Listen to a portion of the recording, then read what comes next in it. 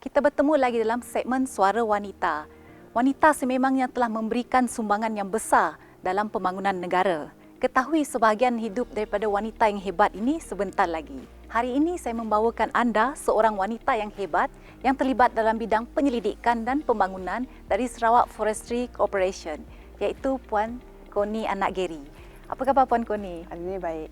Terima kasih. Nampak cantik ya hari ini. Terima kasih. Mungkin Puan Connie boleh kongsikan bersama saya dan penonton di rumah, apakah tugas dan peranan Puan Connie di Sarawak Forestry? Okey.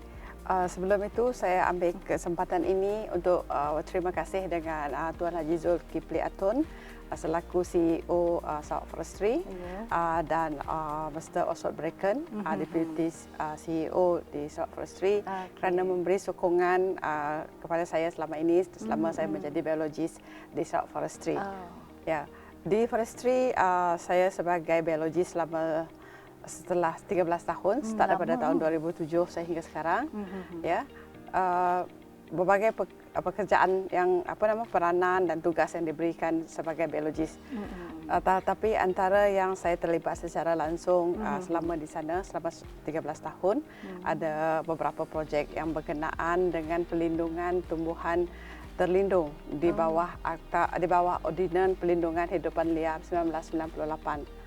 So, di Sarawak Forestry kami akan memastikan semua tumbuhan yang terlindung dan terlindung sepenuhnya di bawah ordinan tersebut akan dijagalah dan dikawal di negeri Sarawak ini. Oh, jadi itu adalah fokus utama ke projek di Sarawak Forestry? Ya, semua yang related lah dengan tumbuhan yang terlindung tersebut. Antara projek yang saya jalankan selama saya di Sarawak Forestry, saya melakukan penyelidikan berkenaan dengan yang kenaan wildlife ke? Teruskan. Selama 13 tahun saya di Sarawak Forestry, saya melakukan berbagai tugas berkenaan dengan tumbuh-tumbuhan di Sarawak, terutama tumbuhan yang Jadi fokus utama Puan Connie itu terhadap tumbuhan ke? Ya, saya saya adalah biologi tapi saya major dalam botani iaitu sains tumbuhan.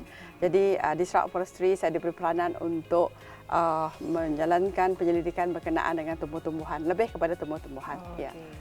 Jadi kenapa Puan Connie memilih tumbuh-tumbuhan berbanding haiwan? Sebenarnya itu adalah mengikut aliran yang kita ambil di universiti.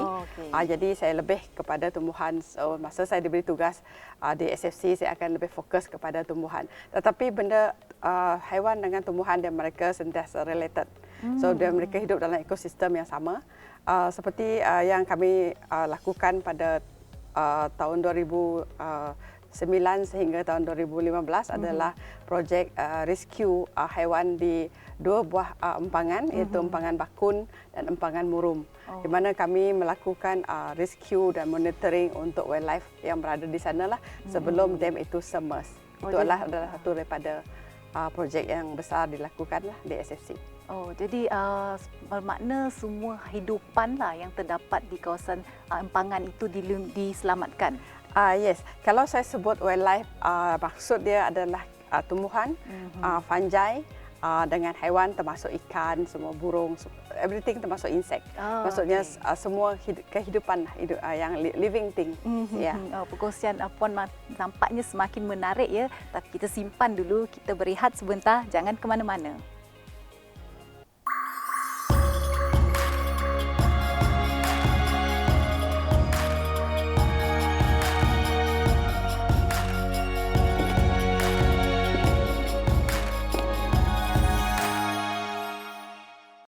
Anda masih bersama saya lagi dalam segmen Suara Wanita. Mari pada penonton yang baru bersama kita, hari ini kita kongsikan bersama anda tentang cabaran, tugas dan tanggungjawab sebagai seorang biologis di negeri Sarawak. So Puan Connie, tadi Puan Connie ada ceritakan ya tentang projek yang Puan Connie lakukan di Sarawak Forestry. Jadi bagaimana proses menyelamatkan haiwan yang Puan Connie ceritakan sebentar tadi? Okey, menyelamatkan haiwan ni kami mulakan daripada saya bercerita pasal tumbuh-tumbuhan. Ya, tumbuhan itu dikenal pasti apakah spesiesnya, kerana mereka banyak, spesies itu adalah banyak. Kita akan lebih kepada spesies yang lebih priority terancam dan kita mempunyai nilai dari segi dia punya threaten adalah kan dia ada value, ada uses, all these thing. Maksudnya termasuk orchid yang semua protected under ordinance, kita akan selamatkan terlebih dahulu. Oh, yang terpilih lah. Terpilih dulu. Terpilih lah. Ya. Dan kita akan pindahkan mereka ke taman, satu kawasan yang kita telah dikenal pasti, yang tidak ditenggelami air. Dan di sana kita akan tanam semula tumbuhan yang kita selamatkan itu, dengan kita akan membuat seperti garden, botanical garden, where that place boleh represent bakun ataupun murum satu ketika dulu. Itu yang kita buat. Kami mula buat yang taman tersebut yang boleh yang boleh meletakkan hampir ke semua spesies di murum. Mereka masih menjaga kebun dan garden itulah. Oh, jadi taman yang dibina ini adalah berdekatan dengan kawasan yang telah diselamatkan.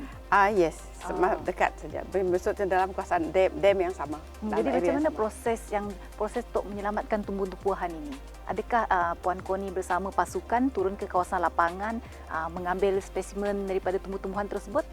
Ya, sebagai biologis itulah kita mesti turun ke lapangan, kita mesti turun ke field untuk buat collection. Kita akan buat kutipan tumbuh-tumbuhan. Kita akan menyediakan sampel untuk kita kenal pasti apakah spesies tumbuhan tersebut. Dan kita akan ambil sampel, contoh selalunya kami akan ambil sampel daun dan buah untuk mengenal pasti spesies. Tapi untuk ditanam semula kita akan ambilkan anak pokok yang kecil, ataupun kadang-kadang kalau kita boleh tanam menggunakan keratan contohnya, kita akan bawa semua bahan tanaman tadi untuk dipropagate, untuk baru kita akan tanam semula. Dia mengambil masa yang panjang. Secara scientifically kita mesti tahu nama spesies yang betul. So kita sebagai biologis kita mesti turun sendiri ke lapangan, kawasan lapangan lah, untuk kita membuat kajian apakah spesies tersebut dan di manakah dia tumbuh. Itu sangat penting. Jadi fokus utama Puan dan pasukan Puan semasa menyelamatkan jenis tumbuhan ini adakah untuk memelihara dan memelihara tanaman tersebutlah, tumbuhan-tumbuhan tersebut? Ya, kerana spesies yang kami pilih adalah yang protected spesies. Jadi kita tidak mahu spesies itu pupus, kerana kita tidak tahu, mungkin itu adalah pokok yang terakhir yang kita ada di Sarawak contohnya. Kerana kita belum tahu lagi dia punya spesies kan. Jadi semua yang kita kumpulkan dalam kumpulan tersebut kita akan ambil dan selamatkanlah. Kita make sure the thing still survive. Then kita akan boleh buat kajian seterusnya terhadap tumbuhan tersebutlah. Jadi proses tu agak lama ya Puan, daripada apa yang Puan ceritakan.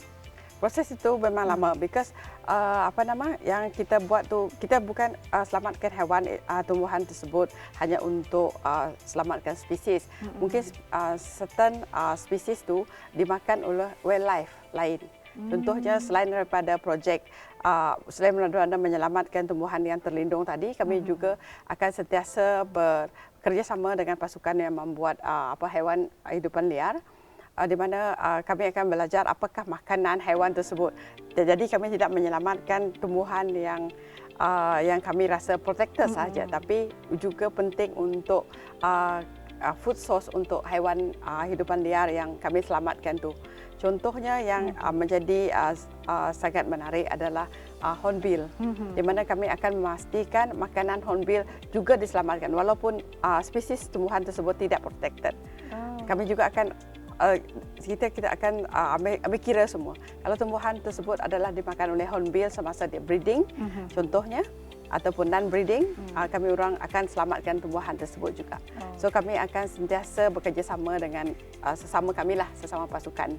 Ya, misal kata yang untuk ikan, kerana ikan akan makan certain spesies buah saja. Jadi kami akan make sure spesies tersebut diselamatkan juga semasa membuat rescue ini. Kira menyelamatkan rantaian makanan haiwan tersebut. Yes, apa yang kami selamatkan adalah ekosistem sebenarnya, keseluruhan keseluruhan dia. ekosistem tersebutlah. Kiranya tumbuhan dan haiwan ni dia saling bergantunglah di antara Yes, sama they sama are. lain. Dia sentiasa berhubung kait dan mereka sentiasa bergantung antara satu sama lain. Adakah misi Puan dan pasukan spesifik kepada burung hornbill saja ataupun ke semua haiwan yang terdapat di kawasan sekitar? Semua haiwan. Kalau boleh kami orang ambil setiap individu haiwan yang terlibat dikena dengan dam itulah. Itu adalah requirement untuk setiap empangan untuk menyelamatkan dan rescue the wildlife yang terdapat di situ. Ya. Jadi macam mana proses untuk menangkap binatang ni Puan? Sebab bukan mudahlah saya rasa untuk kita nak tangkap seekor-seekor kan binatang yang terdapat dekat kawasan empangan tersebut. Selalunya depends dengan jenis haiwan tersebut. Because saya juga salah satu daripada ketua dalam projek ini. Jadi saya mengambil tahu macam mana yang bahagian mereka yang hidupan liar ni, haiwan-haiwan ni menangkap binatang. Misalnya kalau burung, mereka akan pakai netting.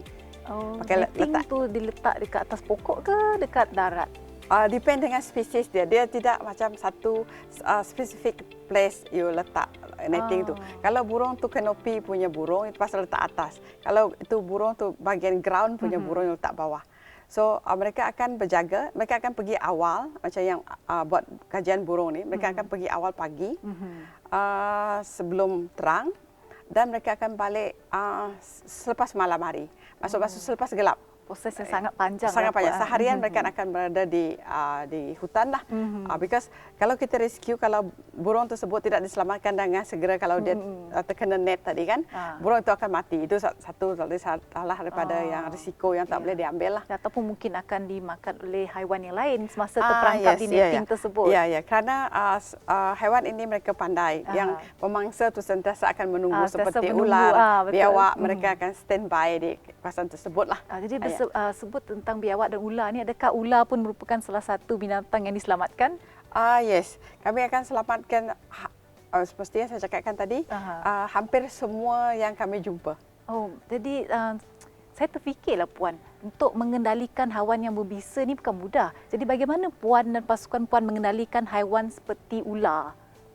Ya, because kami orang sudah berpengalaman dalam mengendalikan rescue ni. Sebelum projek itu bermula, setiap seorang daripada ahli ataupun tim kami yang turut serta dalam program ini akan diberi suntikan seperti hepatitis A dengan hepatitis B dan juga tetanus. Dan kami juga akan dibekalkan dengan ubat malaria setiap kali kami akan pergi ke field. Kerana semua itu adalah kira precaution untuk kami melakukan tugas lah. Memang bahaya, memang boleh terkena patukan ular, boleh kena malaria, itu memang terdedah. Boleh. Memang sentiasa terdedah dengan bahaya tersebut. Jadi pengalaman Puan sendiri, pernahkah mungkin terkena sengatan binatang berbisa ataupun binatang yang beracun? Kerana saya lebih kepada tumbuh-tumbuhan, jadi kena patukan ular semua tu tak pernah lah. Cuma sengatan lebah, memang itu biasalah. Jadi itu sebab Sarawak Forestry juga menyediakan insurans berasingan untuk setiap member, setiap staff. Even pekerja orang kampung pun kami akan sediakan insurans. Kerana benda ini kami orang sudah prepare apa-apa boleh berlaku. So kami ada Sarawak Forestry bahagian management telah meluluskan insurans khas untuk kami yang terlibat dalam projek tersebut. Bagus, saya kira satu pasukan tu dilindungilah, ya kan Puan? Yes. Jadi apakah sebagai seorang wanita, saya lihat bidang biologi ini merupakan satu bidang yang agak mencabar. Sebagai wanita sendiri, apakah cabaran yang Puan hadapi semasa turun ke kawasan lapangan? Okey, cabaran dia berbeza-beza. Yang seperti yang kita ketahui sebagai wanita, kita banyak lebih remeh lagi daripada mereka yang lelaki lah. Kalau kita di lapangan, misal kata tidak ada proper toilet, tidak ada tempat mandi yang khas. Selalunya kita akan mandi di sungai ataupun di tebing macam itulah di kawasan tasik macam tu. Kita juga tidak ada proper toilet kan. Masa tidur pun dalam kemah. Memang cabaran tu memang ada. Memang sentiasa ada itulah semasa kita camping. Itu belum lagi kita kira kita terpaksa berjalan jauh ke kawasan project site. Pengalaman saya yang agak mencabarlah bagi saya lah. Kerana saya sebenarnya melakukan penyelidikan revisia di Sarawak Forestry, okey, penyelidikan revisia di negeri Sarawak untuk Sarawak Forestry.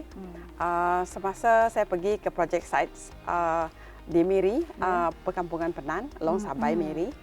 Untuk sampai ke perkampungan tersebut, saya terpaksa berjalan 8 jam jalan kaki. Daripada kawasan camping tu? Bukan, daripada airport Long Lelang ke Long Sabai. Belum pergi tempat camping. Ini baru nak pergi ke kawasan projek. Jadi saya berjalan 8 jam dan terpaksa merentasi sungai yang sama, direntasi 3 kali, aras air sampai pinggang. You can imagine that sepanjang perjalanan tu you memang basah lah. Sepanjang 8 jam tu Puan perlu meredah hutan, perlu meredah sungai jugalah. Yes, meredah hutan, naik bukit tu dah biasa, tapi meredah sungai dengan berjalan kaki dengan keadaan yang basah. Tak selesa tidak lah. selesa. Saya faham. Ya. So, ambil masa 8 jam. The next day, kami akan pergi ke project site, tempat revisia tersebut.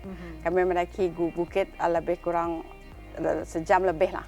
Okey. Yang kadang sebagai penyelidik revisia, kita tak semestinya akan bertemu dengan bunga yang mekar.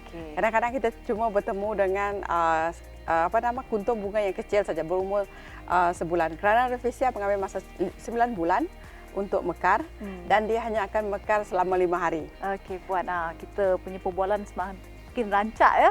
Okey, kita simpan dulu Puan, kita akan berehat sebentar. Jangan ke mana-mana.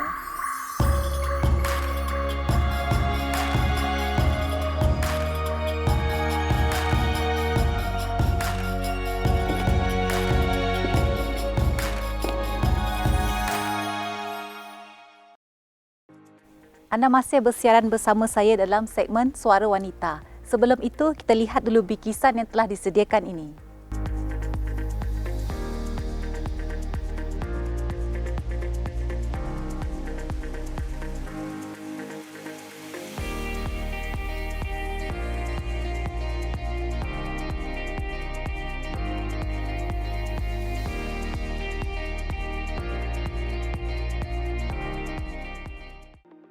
Okey Puan, jika kita lihat bingkisan yang telah disediakan tadi ya, Puan meredah sungai, meredah hutan, naik ke gunung, naik ke bukit. Jadi tu proses untuk apa tu Puan?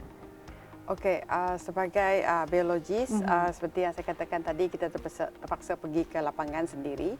Kerana penyelidikan kita itu adalah penting kalau kita sendiri yang pergi ke lapangan dan buat observation dan buat kajian yang kita lakukan lah. Ya, macam saya buat revisia. Okey. Revisia sebenarnya adalah tumbuhan terlindung sepenuhnya di under Ordinance Protection Wildlife Ordinance. Jadi adalah tanggungjawab Sarawak Forestry untuk memastikan spesies ini sentiasa terpelihara. Betul. Dan kami juga akan memastikan to make sure spesies tidak pupus lah, kan?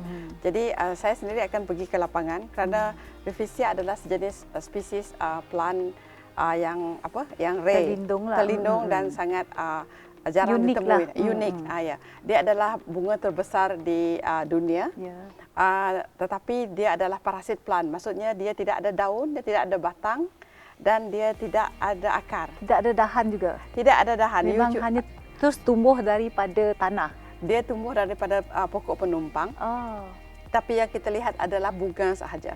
So cabaran sebagai biologis dalam menyelidik revisia ini adalah kita hanya depends dengan bunga revisia sahaja. Jadi memang fokus hanya kepada revisia lah. Fokus kepada revisia sahaja. Fokus kepada bunga sahaja.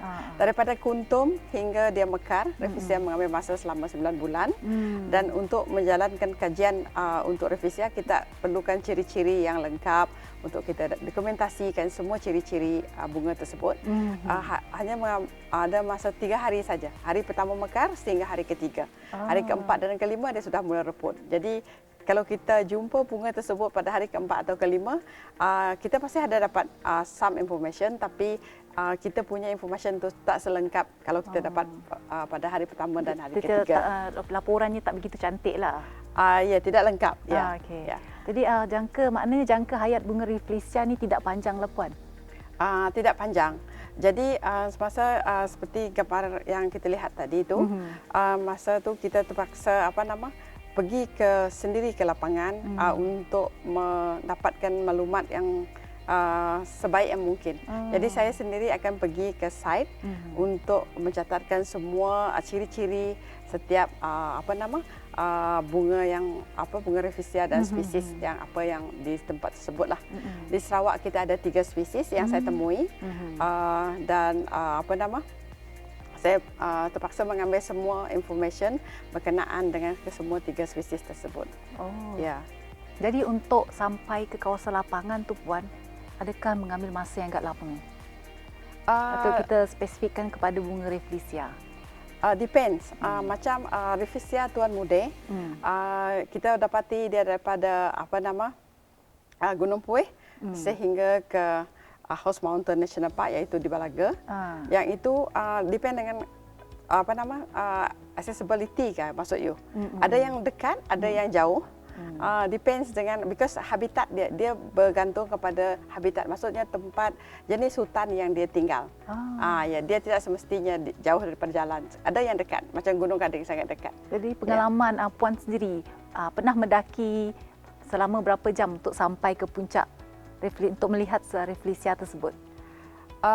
Yang setakat ni yang sangat mencabar adalah yang berada di spesies yang berada di Tanjung Datuk, di mana dia tumbuh di kawasan yang agak tinggi, di mana kita terpaksa mendaki selama 3 jam. 3 jam.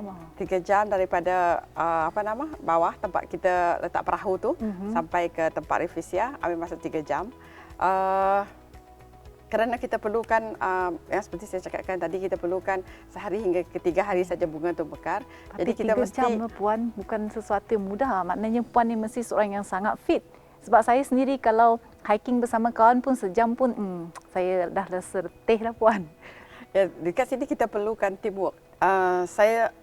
Tetapi sebagai seorang conservationist, sebagai seorang biologis, kita juga tidak hanya bertumpu kepada scientific study saja. Kita kalau kita dapat melakukan bahagian research and development, where we do the meningkatkan sosial ekonomi untuk orang penduduk kampung yang sekitar kawasan tersebut lah. Adalah satu bagi saya lah, sepanjang saya melakukan kajian Rafflesia, walaupun saya pernah pergi international untuk bentangkan paper saya, tapi yang saya lebih bangga sekali hasil dari kerja saya selama 13 tahun ini, saya berjaya memajukan ekopelancongan di dua buah tempat, dua buah kampung berasaskan konservasi Rafflesia. Kerana saya selalu cakap dengan orang kampung macam ni, you jaga Rafflesia saya bawa pelancong pergi kampung anda. Maksudnya, I develop satu produk, ecotourism produk di kampung mereka. Jadi bagaimana Puan sambutan pelancong? Setakat ni 2 buah kampung yang telah menjalankan pelancongan berasaskan Rafflesia. Maksudnya pelancong datang ke kampung mereka untuk melihat Rafflesia. Mereka sangat happy daripada segi sosial ekonomi meningkat. Maksudnya kerana saya akan memberi tunjuk ajar kepada muda-mudi lah yang berada di kampung tersebut macam mana menjadi juru tourist guide, kami cakap. Tourist guide, bagaimana apa orang panggil tu? Juru pelancong juru pelancong menerangkan Rafflesia seperti yang saya terangkan dengan anda tadi. Mereka juga bercerita pasal Rafflesia dengan turis, di mana turis akan membayar sebagai dalam beri sedikit token lah. Token dan kerana SFC juga akan buat marketing setelah kami mempromosikan kawasan tersebut. Satu di Pedawan, Kampung Temurang, dan satu lagi di Puih, Sebat Dayak yang saya telah bangunkan Eko Pelancongan ini. Jadi pelancong akan pergi, ejen pelancong akan pergi ke kampung tersebut dan kampung tersebut akan handle pelancong tu. Mereka kerana kami sudah melakukan semua training. Kawan rakan saya daripada bahagian tourism juga akan membantu. Ajar mereka macam mana nak handle pelancong, macam mana kita nak charge pelancong. Jadi mereka sangat happy dalam masa yang sama mereka menjaga konservasi artifisial, mereka juga akan mendapat daripada sosial ekonomi untuk penduduk kampung. Yalah, jadi ini macam situasi menang-menang lah. Penduduk kampung pun dapat meningkatkan ekonomi mereka, di samping dapat membantu puan dan tim puan untuk menjaga buku reflesia tersebut. Ya, jadi dua-dua pihak happy lah. Betul. Ya. Sudah tak sedar kita rancak berborak, kita dah sampai ke penghujung rancangan puan. Okey. Jadi puan sedikit pesanan kepada wanita di luar sana yang ingin menjadi biologis. Ya, pesanan saya kepada the girls yang dekat universiti yang ambil bidang biologi, jika anda perlu minat dan anda juga perlu passion, kerana sebagai biologis anda terpaksa pergi ke ground untuk ambil sampel anda sendiri. Kalau anda tidak faham bagaimana dia tumbuh di hutan, anda tidak akan faham apakah yang anda lakukan seterusnya untuk tumbuhan tersebut atau untuk spesies tersebut. Okey. Sememangnya peranan dan tugas sebagai seorang wanita amatlah diperlukan dalam sektor pembangunan negara. Sehingga kita bertemu lagi di siaran dan hari yang sama. Jumpa lagi.